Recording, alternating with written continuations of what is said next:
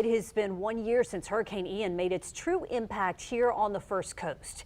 Ian made landfall in southwest Florida September 28th, but floodwaters from Ian began to rise 1 year ago today.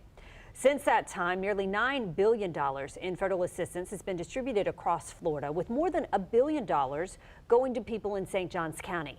Rich Donnelly is on your side, taking a look at how some are still recovering 1 year after the storm.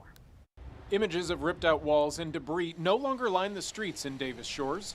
Instead, for sale signs are one of the most common images. Exactly 1 year ago, Dolphin Drive and Coquina Avenue were completely underwater as floodwaters from Hurricane Ian ravaged St. Augustine. 365 days later, a simple high tide and a full moon have flooded the streets again. Regardless of floodwaters, it's business as usual for Matthew Verostek.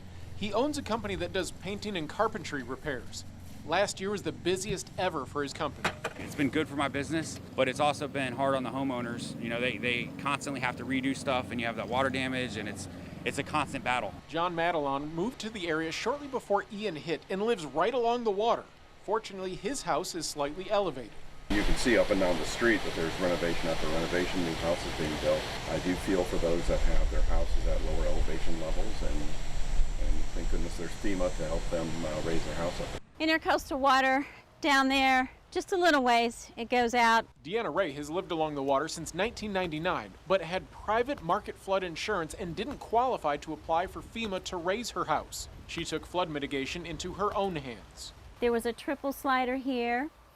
We took that out, cinder blocked up, and put a window that was higher than any flooding that we ever had. I've thought about moving, but who wants to give up this nice, intercoastal waterway? A number of other residents feel the same way, and flooding isn't going to stop them from living their life.